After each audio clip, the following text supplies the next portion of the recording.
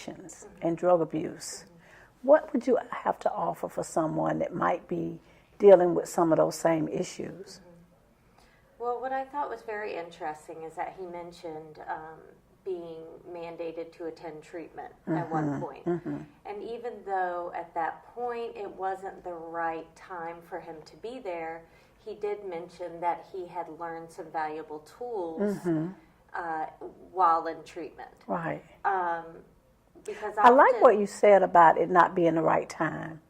Yeah, that timing is important. It is very much, and I think that people have to be led to that on their own time, which is often why things like mandated treatment don't work, or ultimatums by family members, things like interventions. Those things don't always work because people really have to be ready to make those big changes. Yeah, yeah. And there are many, many facilities in the Jacksonville area.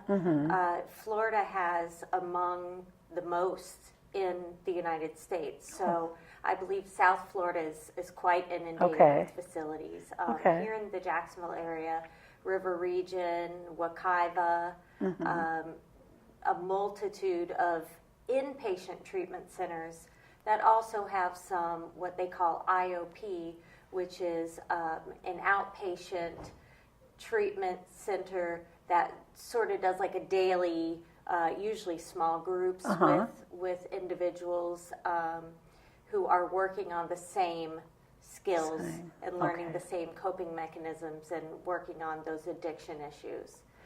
One of the things that he said was that his marriage kind of broke down.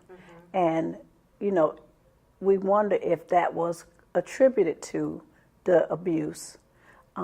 So is there some support for family members that are dealing with that issue? Absolutely. You know, I'm sure you've heard of Alcoholics Anonymous and Narcotics Anonymous, but there are also spousal and family groups available under that same umbrella to work with those individuals to help them understand what, you know, their family members might be going through. And similarly, I do believe that some of the treatment facilities have groups that would include family members. Family members. Because it's important, you know, that addiction affects the whole family. Oh, absolutely. The spouse and the children. So it's really good that there are places that will support that whole family unit with the goal of trying to keep that family together and help them get through that difficult time. Absolutely. We see addiction and the way it plays out in our communities and the terrible toll that it takes on lives. So to have some resources to be able to help people to be able to navigate that and to be able to come through that and survive is so very important.